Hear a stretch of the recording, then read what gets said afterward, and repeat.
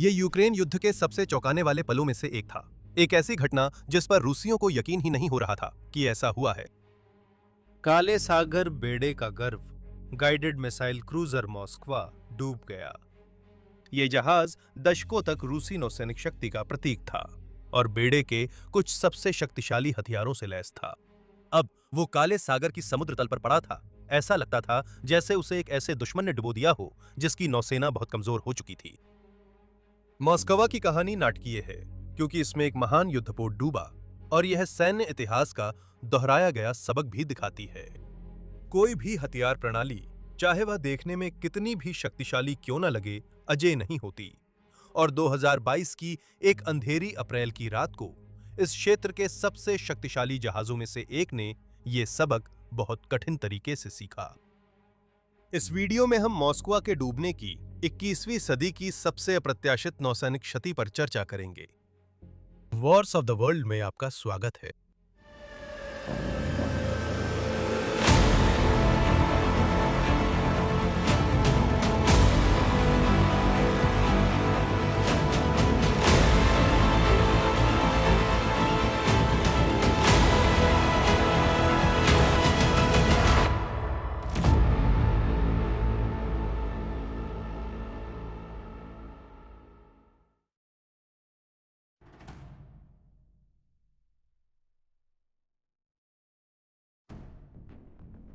Ukraine युद्ध के दौरान ये दुनिया के सबसे प्रसिद्ध युद्धपोतों में से एक बनने से बहुत पहले क्रूजर मॉस्कवा ने शीत युद्ध के दौर में अपनी यात्रा शुरू की थी, जब सोवियत संघ और संयुक्त राज्य अमेरिका हर महासागर में फैली वैश्विक नौसैनिक प्रतिद्वंदिता में उलझे हुए थे। इस जहाज की नींव 1976 में मिखालिव के शिपयार्ड में रखी गई थी, जो उस समय सोवियत संघ का हिस्सा था और आज यूक्रेन में स्थित है। इसका नाम स्लावा था, जो रूसी में गौरव है।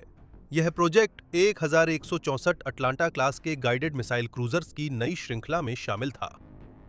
सोवियत नौसेना ने इन जहाजों को अमेरिकी एयरक्राफ्ट कैरियर बैटल ग्रुप्स को नष्ट करने के लिए डिजाइन किया था। जब अमेरिकी कैरियर पश्चिमी नौसैनिक शक्ति का केंद्र थे, सोवियत नौसेना ने तुलनीय कैरियर फ्लीट के बजाय किफायती समाधान चुना। परिणाम स्वरूप एक ऐसा पोत बना जिसे जबरदस्त मिसाइल फायर पावर के इर्द गिर्द तैयार किया गया था। क्रूजर की बनावट में सबसे खास थीं 16 विशाल P500 बज़ाल्ट एंटी शिप मिसाइलें, जो जहाज के दोनों तरफ तिरछे लॉन्च ट्यूब्स में थीं। इन मिसाइलों का उद्देश्य दुश्मन के युद्धपोतों पर सैकड़ों किलोमीटर दूर से हमला करना था, ताकि समन्वित हमलों के जरिए उनकी रक्षा प्रणाली को अभिभूत किया जा सके। पश्चिमी पर्यवेक्षकों को स्लावा क्लास क्रूजर पारंपरिक युद्धपोतों से अधिक तैरती मिसाइल बैटरियां लगे। जब स्लावा 1983 में सेवा में आई, तब सोवियत नौसेना अपनी शक्ति के चरम पर थी। शीत युद्ध जारी था। सोवियत युद्धपोत भूमध्य सागर व अटलांटिक में नाटो बेड़ों का पीछा करते थे। यह क्रूजर जल्दी ही बेड़े के सबसे प्रतिष्ठित जहाजों में से एक बन गया और 1989 में जब इसने माल्टा के पास सोवियत नेता मिखाइल गोर्बाचेव और अमेरिकी राष्ट्रपति जॉर्ज H.W. बुश के बीच एक शिखर सम्मेलन की मेजबानी की, तब इसे अंतर्राष्ट्रीय ध्यान मिला। 1990 के शुरुआती वर्षों में शक्तिशाली सोवियत नौसेना संकट में थी। फंडिंग खत्म होने से रखरखाव प्रभावित हुआ और कई नौसैनिक कार्यक्रम छोड़े गए। 1990 में स्लावा बड़े मरम्मत के लिए सेवा से बाहर हो गई। सोवियत संघ के विघटन के बाद ये जहाज यूक्रेन में फंस गया और स्वामित्व विवादों व वित्तीय समस्याओं के कारण वर्षों तक सेवा में नहीं लौट सका। उस दशक के अधिकांश समय तक क्रूजर जंग लगती और उपेक्षित पड़ी रही। रूस ने आखिरकार इस जहाज को कब्जे में लेकर इसका आधुनिकीकरण किया और 2000 में लगभग एक दशक बाद इसे मॉस्कवा नाम से सेवा में शामिल किया, जो रूस की राजधानी पर आधारित है। P500 बज़ाल्ट मिसाइलों को P1000 वल्कन में उन्नत किया गया। ये सुपरसोनिक मिसाइलें 700 किलोमीटर तक मार सकती थीं और पारंपरिक या परमाणु वारहेड ले जा सकती थीं। इनके अलावा मॉस्कवा में कई अन्य हथियार भी थे, जिनमें 64 लंबी दूरी की वायु रक्षा मिसाइलें और 40 छोटी दूरी की त्वरित प्रतिक्रिया सतह से हवा में मार करने वाली मिसाइलें शामिल थीं, जिन्हें 2 जुड़वां रिट्रैक्टेबल लॉन्चरों में रखा गया था। इसमें AK-130 ड्यूल पर्पस गन थी जो प्रति मिनट 40 राउंड फायर कर सकती थी। साथ ही 6 स्वचालित 30 मिमी रोटरी कैनन थीं जो प्रति मिनट 5000 राउंड फायर कर सकती थीं। इन्हें खासतौर पर आ रही जहाज रोधी मिसाइलों को मार गिराने के लिए बनाया गया था। मॉस्कवा में पनडुब्बी रोधी हथियार, रियर हेलीपैड और हैंगर था जो कामोव का 27 पनडुब्बी रोधी खोज और बचाव हेलीकॉप्टर को सपोर्ट करता था। 27 सर्च और रेस्क्यू हेलीकॉप्टर। राष्ट्रपति व्लादिमीर पुतिन ने सत्ता संभालते ही सेना का पुनर्निर्माण कर रूस का महाशक्ति वाला दर्जा कुछ हद तक फिर बहाल करने की कोशिश की, जिसमें मॉस्कवा प्रमुख प्रतीक बना। आधुनिक युद्धपोतों के विपरीत, जो अपने हथियारों को चिकनी और स्टिल्थ सतहों के पीछे छुपाते हैं, मॉस्कवा ने अपने हथियारों का प्रदर्शन खुलेआम किया। Missile tube, radar array, launcher और बंदूकें हर कोन से बाहर निकली हुई थीं। 2008 में रूस जॉर्जिया संघर्ष के दौरान मॉस्कवा ने काला सागर अभियानों में हिस्सा लिया। 2015 में सीरिया में रूस के सैन्य हस्तक्षेप के समय इस क्रूजर ने पूर्वी भूमध्य सागर में अहम भूमिका निभाई थी।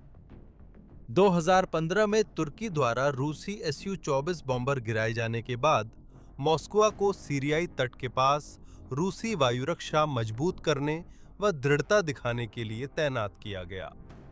उसकी मौजूदगी ने उम्र के बावजूद जहाज के महत्व को दर्शाया। कुछ नौसेना विश्लेषकों ने सवाल उठाया कि क्या यह क्रूजर आधुनिक युद्ध के लिए उपयुक्त है।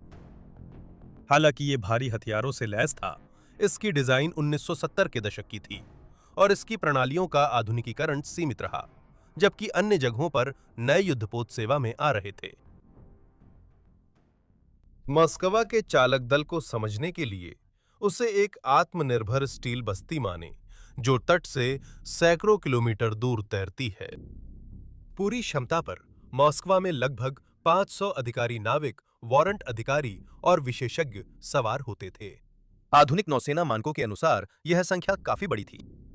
कई आधुनिक युद्धपोत स्वचालन पर बहुत अधिक निर्भर करते हैं और इतनी बड़ी संख्या के मुकाबले बहुत कम क्रू के साथ संचालित होते हैं। मॉस्कवा सोवियत नौसेना की 1970 के दशक की सोच का उत्पाद था, जब मानव शक्ति को तकनीक जितना ही अहम माना जाता था और जहाज पर मौजूद हर प्रमुख प्रणाली को चलाने, उसकी देखभाल करने और मरम्मत करने के लिए प्रशिक्षित कर्मियों की जरूरत होती थी। मॉस्कवा पर हर नाविक की एक विशेष भूमिका थी। कुछ लोग जहाज के इंजीनियरिंग स्पेस में गहराई में काम करते थे, जहां वे लगातार मशीनों की आवाज और गर्मी से घिरे रहते। कुछ लोग अंधेरे ऑपरेशन रूम में रडार कंसोल संभालते थे, जहां स्क्रीन और इंस्ट्रूमेंट पैनल चमकते थे। मिसाइल विशेषज्ञ जहाज के शस्त्रागार की देखरेख करते, जबकि संचार ऑपरेटर क्रूजर अन्य जहाजों, विमानों और तटीय कमांड के बीच सूचनाओं का आदान प्रदान संभालते थे।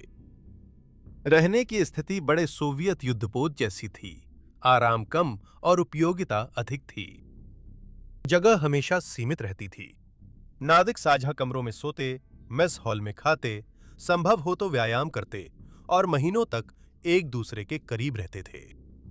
जहाज के बेड़े के प्रमुख जहाज होने के दर्जे ने चालक दल को खास प्रतिष्ठा का एहसास दिया।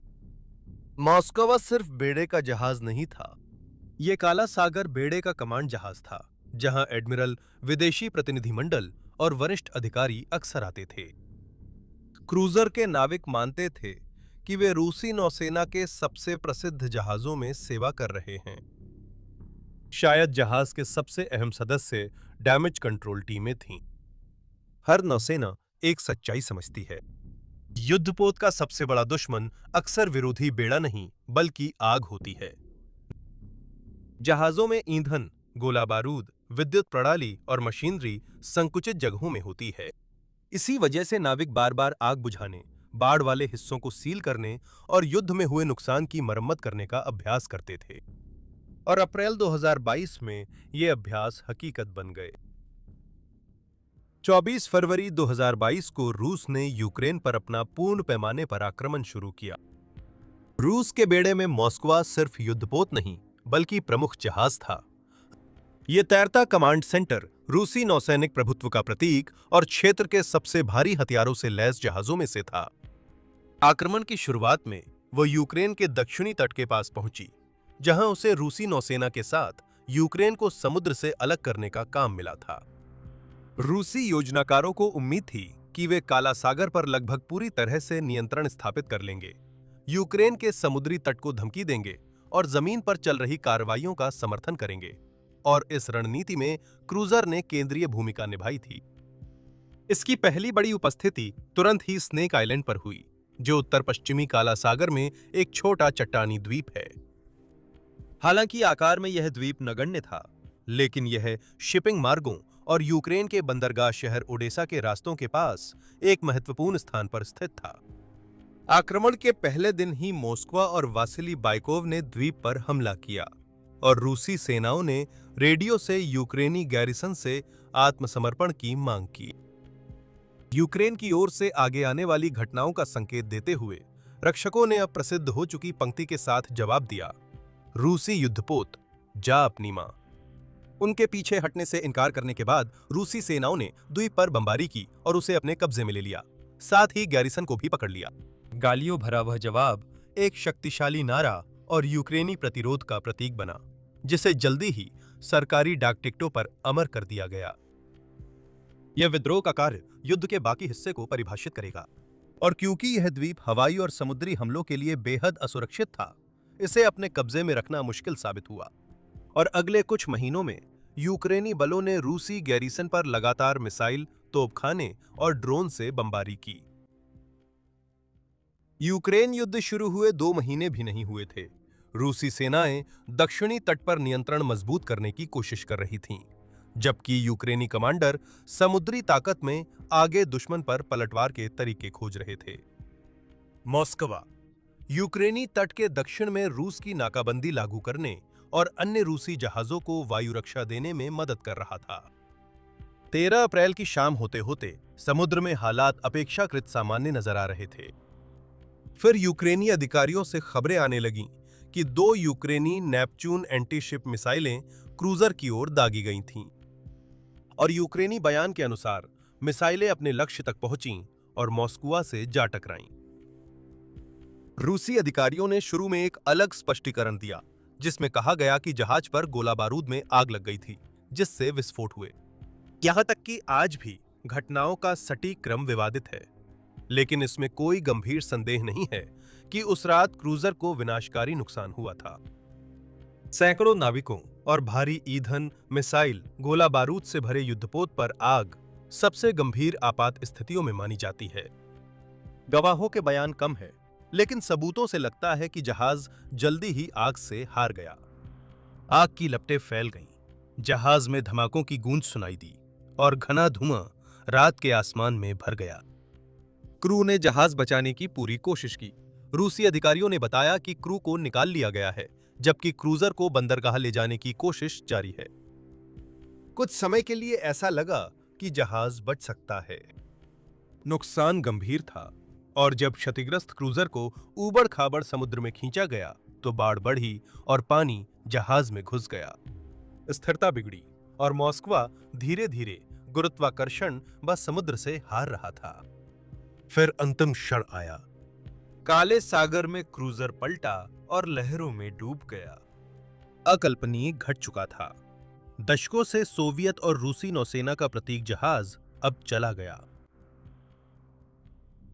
यूक्रेनी नौसेना ने द्वितीय विश्व युद्ध के बाद सबसे बड़े रूसी युद्धपोत को डुबो दिया था। पर उन्होंने ऐसा कैसे किया? यह हमला पर्यावरणीय कारकों, रडार धोखे और संरचनात्मक कमजोरियों के संयोजन के कारण सफल हुआ। यूक्रेन ने एक तटीय बैटरी से 2 RK 360 MT नेपच्यून एंटीशिप मिसाइलें दागीं। ये क्रूज मिसाइलें बहुत नीचे, पानी की सतह से सिर्फ 3 से 10 मीटर की ऊंचाई पर उड़ती हुई गईं, जिससे वे मॉस्को के मुख्य रडार से छुपी रहीं। रिपोर्ट्स के मुताबिक यूक्रेन ने बिरक्तर TB2 ड्रोन से क्रूजर की स्थिति पता की। ड्रोन ने क्रूजर का ध्यान भटकाया, जिससे जहाज का रडार मिसाइलों को अंत तक नहीं देख पाया। यूक्रेनी नौसेना के कमांडर के अनुसार मिसाइलें दोपहर के समय लगीं, जब क्रूजर की सतर्कता सामान्य ऑपरेशनों के कारण काफी कम थी। एक मिसाइल क्रूजर के मेस हॉल में आग लगी, जो आगे के इंजन रूम के ऊपर और कमांड व डैमेज कंट्रोल क्षेत्रों के पास था। इस हमले से जहाज की संचार, पावर ग्रिड और अग्निशमन क्षमताएं बुरी तरह प्रभावित हुईं। 3 स्तर की वायु रक्षा प्रणाली होने के बावजूद मॉस्कवा के चालक दल ने टकराव से पहले कोई हार्ड या सॉफ्ट किल काउंटर मेजर सक्रिय नहीं किया। प्रारंभिक विस्फोट के छर्रों और आग ने शायद जहाज के खुले डेक गोला बारूद भंडारण में द्वितीयक विस्फोट भड़का दिए। मोस्कवा के डूबने के बाद दूसरी लड़ाई शुरू हुई, काला सागर पर नहीं बल्कि उस पर सवार लोगों के भाग्य को लेकर। मोस्कवा में तैनात युवा भर्ती सैनिकों के डूबने से हुई मानवीय क्षति संवेदनशील विषय है, जिस पर विरोधाभासी दावे होते हैं। शुरुआत से ही रूसी रक्षा मंत्रालय ने कहा कि चालक दल को सुरक्षित निकाला गया।